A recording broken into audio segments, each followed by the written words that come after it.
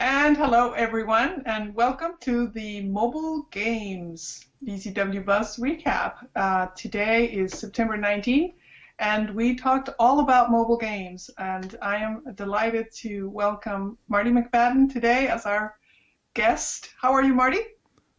Doing good here. Absolutely. Great. Are you ready to talk games? Yes, I am. Excellent, excellent. And just before I forget, everyone, today's price is the awesome Samsung Galaxy S5. I'm going to show you the box. It's this box. For some reason, it doesn't have any branding. This is how the box is.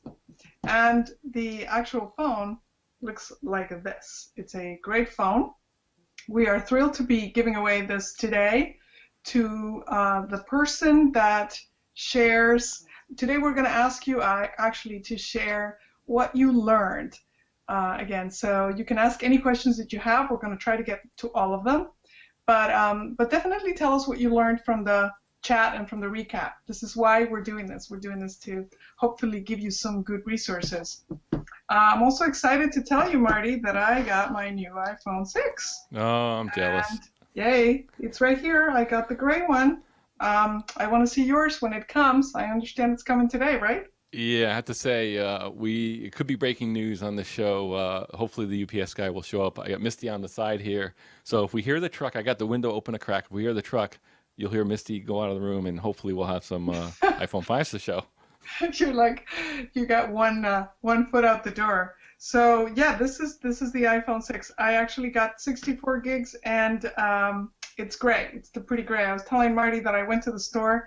I stood in line at the Verizon store upon opening, along with a lot of other people, and it was great. Just picked it up, traded in my old one, and off I went. However, I know this is something that a lot of people are still looking for. Do you recognize this one, Marty? Oh yeah, absolutely. Yeah, the StarTech Motorola. Anyway, it was funny because one of my uncles actually has been looking desperately for one of those, and I'm like, they're impossible to find. Get a smartphone. Not a lot of games you could play in those old phones, although there was one game called Snake. Did you ever play it? I don't remember that. But I don't think I was lucky if I could just make a phone call back in those days. I had one of those flip phones too. I think I had a Sanyo back in the day, and also had a old Samsung too, very small. Hmm. I thought it was state of the art back in I think 1999. I'm dating myself, but yeah. No, it's true. Yeah, there was a ton of different choices back then, but we're going to talk a little bit about games and how they have actually come out of the couch. So mobile games, video games, actually in general, I believe have gone through an evolution where they're no longer the domain of just, teens sitting on the couch playing with a controller for 6 hours straight. Now we're all seem to be engrossed on our screens, which which means we could be working, we could be connecting with someone, we could be sending emoji texts to our kids, or we could be playing some games. And so today we're going to talk a little bit of just about the games that are most popular. And Marty's going to talk to us a little bit about his favorite games. So let's start with that, Marty, and tell us about those.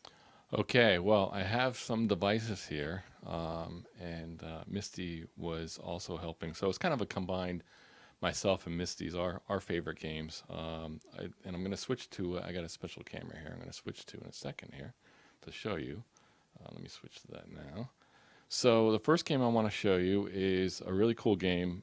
It's a favorite of my nieces, and I don't know if you can hear it, but it's called Fruit Ninja. I And can see. I think the object of the game. Let's see if I hit this new game here. Wait, see, I'm not even doing it right. Oh, see, there you go. So I can go to classic mode, and basically you slice some fruit. Oh, okay, okay, yeah, I So can see like that. that. Yeah. So it's kind of cool. And what's cool about this game is it's young kids like it. It's very interactive because it's all touch and a lot of sound going. Game over. See, I was so good at that. Um, but what I like about it is it's very interactive and kids like it. In fact, Misty's the favorite aunt around our family, so she has all the tech gear and all the gadgets. One other game I want to show you is called Blitz, and I'm going to switch to the camera here. This is like sort of like a slot game. I know Misty loves this game as well, so I'm going to play here. See what I. Oh, this is the. Okay, any three. Okay, any three. I can't even find it now. No, that's not it. See, when you play it live, see, I'm such an expert at this, but it's kind of cool. It's got these little jewels here. Basically, the object of the game is you want to hit on 3 in a row, and then if I can't even find 3 in a row, but they kind of go down the pile here. Nice, simple game. So anyway, so those are 2 right there. How about Those, you, Monica? What do you think on your end? Oh, wait, yeah, well, I I gotta think shut I'm this going down. to incur a lot of comments when I say that I tried to play Candy Crush a couple times to see what the, mystique was, what the draw is, and I could not get into it. Every so often when it asks you for money to, I don't know, for lives or whatever it is, I was like, no, I want to be able to play, just like play. And so what I actually love, it's very strange, but my daughter taught me how to play this a long time ago. It's Sally's Spa. You guys have to try it. It is so much fun. You're basically a spa owner, and you have to take care of customers and do all kinds of services. And as you get more successful, your spa gets bigger. So you buy bigger chairs and you buy well, you don't buy an assistant, but you can buy the services of an assistant. And so then you start catering to a lot of different customers and your spa empire grows. And it's been so much fun to play Sally's Spa. I think you've heard me say this before, right? Oh, absolutely. Yeah, that sounds like a very fun game. And yeah, one other game I did want to show, a little more educational, and I'm going to go to my close-up camera here in a second. Is oh wait, see this is live, so I'm trying to. Couple games. One, Words with Friends, and that's Right. the splash game. And what's great about that game is if you look, especially for kids or teenagers, if you're looking for a more educational game that actually teaches something and you can learn, it's sort of like a modern crossword puzzle, basically. Mm-hmm. And I believe that's free, like Scrabble, yeah. And then another one is called, and I just learned about this today, is Fit Brains. And I think this is a game, I'm not sure, this is a game that will kind of teach you on the go. Um, what is it? It trains your brain. It trains your brain, basically. So again, another really good game for kids or teenagers, more educational type of game. So there's 2 right there. Yeah, actually, that's a good game. Another great game for kids is Cut the Rope. I know it's an old game, but Ah, yes. you have to be, you really have to be pretty precise, and it's I think one of the best games I've ever seen. You're really concentrating to get that dynamic just right, so you can cut the rope. And I don't know if you've all at all tried that yet, Marty? Yeah, I've seen it. I haven't really played it myself, but I've seen other people play it, and it's cool. It's one of those, I think, very addicting type of games. That you keep on playing. A casual game, you keep on playing. You can kind of play if you're waiting in line at the grocery store. You whip out your phone and start playing it. So very simple, sort of like what's the I'll see, I'm Oh, like yeah, like Angry Birds, the right? Angry Birds, Oh, yeah, exactly, sort of yeah. like that. Yeah. How about Flappy Birds? I was so fascinated with this game, and I could not get past 2. It was just impossible. I have yet to try. I haven't tried that yet. I have yet to try that, but I know it got very, very popular.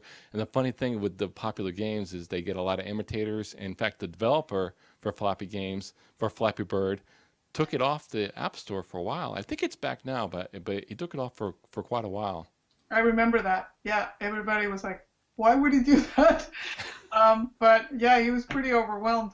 A couple of things I wanted to just advise if you are a parent and your child likes to play mobile games. So a couple of things to know that's really, really important that you check the permissions on your child's phone. And because oftentimes games allow kids and may encourage kids to do in-app purchases. And there's been a whole settlement with both Apple and the Android OS to ensure that there's different levels of approval when making in-app purchases for games. but you still want to be sure that you have a conversation with your child. You look at the games that he or she is playing, just like I was doing with Tammy when she was little and we were playing Sally Spa and others. You really want to be as familiar with those games as possible. Just have them show you what are some of the games they love, and that's a great way to not be too intrusive, but say, show me some of the games. Temple Run is another one I remember. We used to love playing that. And who can forget Crazy Taxi, right, on Facebook as well. Oh, absolutely. The other advice is you can also teach a lot of responsibility, as far as games are concerned, by making them an incentive and by giving your child an allowance to potentially spend on their games, or even just a regular iTunes spending account. But definitely talk a lot about when that use of screen is okay. Because I know we're all, as parents, trying to manage how much time our kids spend on screens. And when it comes to games, we kind of tend to lose track of time. So make sure you take a look at that. And also, of course, when you're playing games of any kind, make sure that they are appropriate and that they have, the rating of a game that you're looking for. Because not all games will be suitable for all ages. So those are just a couple of things to think about when your children are playing mobile games. Marty, also there's a category of like brain games, right? These are really games that help us, keep our minds active. I know Paul, the tech dad, was posting on how great they are for seniors, right? Just to stay active, to stay sharp. Do you play any of those games? You know what? I probably should because I think my brain could use it. But no, but it's an excellent idea that you bring up. And again, with the educational theme and with mobile technology, and really, it doesn't really even matter what platform you're on. Especially with tablets and the touch interface, they're so suited for games, these type of games, and there's so much out there as far as the educational type of games and really get your mind going. I will say this though, kind of dovetailing off of a couple of comments you made about age appropriate games and kind of monitoring kids, making sure that they keep it in balance. One thing that parents may want to do is they may want to shut off in-app purchases. I think most of the platforms, I know iPhone, I know Android, I'm sure Windows Phone has it as well, where you can go into the settings and actually turn that off. The danger with in-app purchases, especially with games, is lots of times you have what's called a freemium game. Basically, the game's free to download and start playing, but a lot of these games, will offer tokens, will offer extra things for money, and the kids can't resist it. They don't know any different, especially the younger kids. But when the parents get the bill, that's when you see it, and so you really want to keep an eye on that. And the other thing is, when you're saying about keeping it balanced, I would say, you want to try to, don't want to be using your mobile device or gaming right before bedtime. I think you want to shut that off. We're not always good about that. Sometimes we're guilty of that, and it can get the kids stimulated and not really getting a good night's sleep. So, at least a half hour, 45 minutes before bed, you want to kind of put the devices away and make sure that they're kind of calming down and ready for bed. Yeah, that's such a good advice, and I think everyone here knows, and I'm a bit of a mantra on always take the devices outside of your kids' bedrooms for sleeping. So Robin had posted a great blog on great brain games, mobile games. So I'm just going to go through one. One is called Fit Brains. I don't know if you've ever played this, but it actually combines brain games with tracking tools, and it helps everyone, like of all ages. Just you can maximize and round out your brain skills in a fun way. Things like memory, math. So that has free and paid membership. It's called FitBrains. The other one is Mind Games, which is also fun. It works by exercising just a lot of different cognitive skills, and your scores are tracked. So you can compare your progress, and you can, be part of a larger database if you want to have a nice competition. Again, that one is called Mind Games. And this one, all of these I'm mentioning are both for iOS, for Windows devices, as well as for Android. I think a lot of you may know Lumosity. Lumosity actually tends to have a lot of advertising on NPR and other places, and it's one of the most popular sort of brain training services online. I have played a bunch of times the Lumosity. It's not easy. It's it's kind of poses some challenges like Sudoku. And Sudoku actually, as a mobile game, is a lot of fun. You can actually choose a lot of different levels of Sudoku. And one of the ones that stumps me, and sometimes I want to throw the phone out, and then sometimes I want to grab it again, is Blocked. Have you played Blocked? Marty, I so encourage people to try it. It is so much fun. It's a puzzle game, and it also has different levels. And of course, the more you play it, the better you become. So check it out. It's called Blocked. So a lot of great ways to exercise your brain, and at least you can justify to yourself that you're not just that you're not just playing games, that you're actually exercising your brain as you're sitting there waiting in the doctor's office or standing in line somewhere. It's a really, really great way to, exercise your brain. So, any others that you can think of that you have played before, perhaps? How about Scrabble? There's a Scrabble game. Yeah, you know what? I mean, I would recommend Words with Friends for that. I believe that's a free game. In fact, I'll show it on close up here. Yeah. But Words with Friends, you can sign up. I'm not going to open the game right here, but you can. What's great about this is you can play virtually, either with people you know or people you don't know. And you can go back and forth, and you don't necessarily have to play in real time.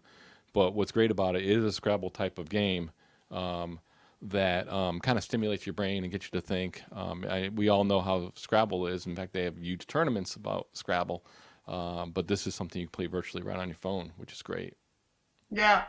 No, it's try and check them out. We're gonna post a couple of links for all of you. We're definitely gonna now pick the winner. I know they're tallying up your commentaries. Thank you so much again. This S5 device is so much fun. You can take it underwater. In fact, one of the Samsung Galaxy S5 campaigns for this device included a challenge to people in Lake Zurich in Switzerland to actually jump in the lake and take a couple of selfies underwater, which you actually can do with this phone, and then share them. So the winner of this phone is going to be super incredibly lucky, and you'll be able to play it underwater just in case you need that. But people used to say, well, why do we need devices that survive water? And of course now I think the answer is clear, right? Everyone has lost a phone to either a pool, a tub, a toilet, or even a puddle. Marty, did you see, sadly, the guy who had the very first iPhone 6? Did you see what happened to him? I did see that, and I was, it's like I cannot believe. I mean, and the reporter's kind of rushing him to open the box, and the box is kind of tight, and the phone is right on top there. If anybody is familiar with iPhone packaging, and it just slides right off. Luckily, it didn't crack. I think he probably got a scratch on it, but yeah, I felt bad. And you know what? The worst thing is that's all over the world now. That guy is famous or infamous, But yeah, I felt bad for him. Oh my gosh. And not only he's famous for that, but I'm hoping that Apple will feel sorry for him because when the phone landed, it separated, right? The back of it came off. Yeah, I think that was the plastic tray. I think he lucked out. I think he might have gotten a couple of scratches on it, but that was the plastic tray that kind of popped out of the box. I sure hope so. Okay, well, I think we have a winner for today's Samsung Galaxy S5. Super, super excited. And let's see, what is our chat next week? Misty, is that are we doing the home? Yes, connected home. Connected home. The connected home is next week's topic. So join us back next Friday. I will be actually in the air flying back from Los Angeles. So you're actually going to see Suzanne Chan and Robin Wright on the video recap talking about the connected home. And today's winner is at OD Snacks. Her name is Robin M. OD Snacks, ODIE Snacks. Congratulations, you won today's Samsung Galaxy S5 from Verizon Wireless, who is our sponsor today, as all VZWBuzz recaps are. And thank you so very much, everyone. Have a wonderful, wonderful weekend. Marty, you too, and I hope your iPhone 6 show up soon. You got the Plus one, right? I did. Thank you, Monica. Have fun. And thanks again, everyone. We'll see you next week. Take care.